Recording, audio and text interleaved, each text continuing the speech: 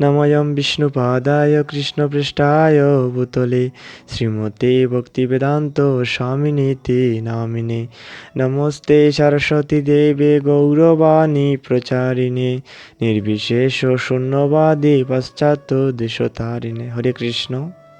লীলা পুরুষোত্তম গ্রন্থ দ্বাবিংশতি অধ্যায় কুমারী গোপবালিকাদের বস্ত্রহরণ।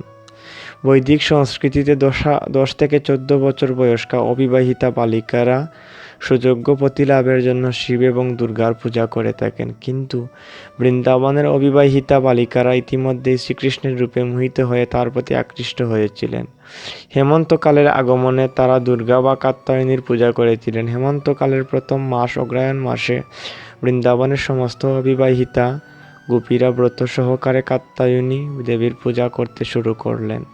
তারা প্রথম কোনো মশলা ছাড়া ডাল এবং চাল সিদ্ধ করে হবিষান্ন খেলেন।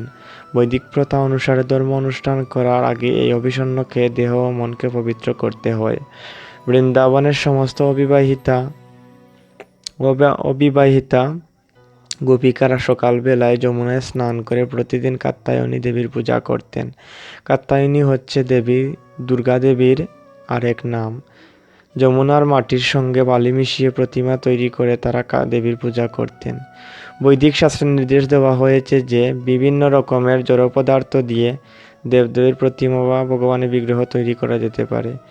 আলেখ্য অঙ্কন করা, ধাতু দিয়ে, মণিমাণিক্য দিয়ে, কাঠ দিয়ে, মাটি দিয়ে অথবা পাথর খোদাই করে অথবা হৃদয়ে ধ্যান করে বিভিন্ন দেবদেবীর প্রতিমা এবং পরমেশ্বর ভগবানের শ্রীবিগ্রহে তাদের রূপ থেকে অভিন্ন বলে স্বীকার করা হয়েছে। অবিবাহিতা গোপিকারা কাত্যায়নী দেবীর প্রতিমা নির্মাণ করে তাতে চন্দন লেপন করে, মাল্য অর্পণ করে, ধূপ দীপ জ্বালিয়ে এবং সব রকমের উপচার সহকারে ফল ফুল পল্লব আদি দিয়ে তারা পূজা করতেন। পূজা করার পর কোনো বর প্রার্থনা করাটাই হচ্ছে রীতি।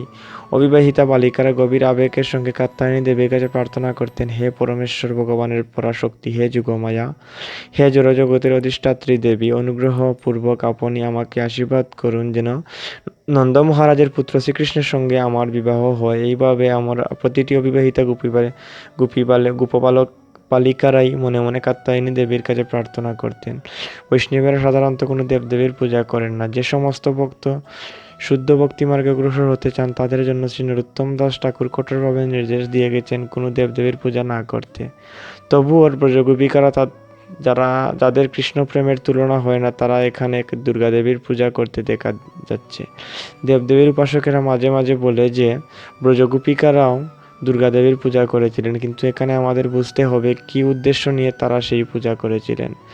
সাধারণত মানুষ দুর্গা পূজা করে কোনো জড়জাগতিক লাভের আশায়, কিন্তু এখানে গোপী বালিকারা দেবীর কাছে প্রার্থনা করেছেন তারা যেন শ্রীকৃষ্ণকে প্রতিরূপে লাভ করতে পারেন। এর তাৎপর্য হচ্ছে শ্রীকৃষ্ণকেই পাওয়াই যদি চরম লক্ষ্য হয়, তাহলে ভক্ত সেই উদ্দেশ্য সাধন করার জন্য যে কোনো পন্থা অবলম্বন করতে পারেন।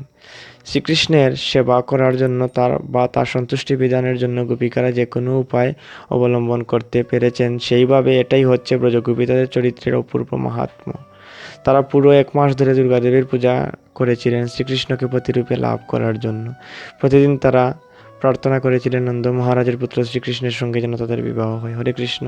লীলা পুরুষোত্তম গ্রন্থ দ্বাবিংশতি অধ্যায়ের কুমারী গোপবালিকাদের বস্ত্রহরণ পাঠ সমাপ্ত। হরে কৃষ্ণ। ভুল ত্রুটি বলে ক্ষমা করবেন। সবার শ্রীচরণ কমলে আমার ধন্যবাদ প্রণাম।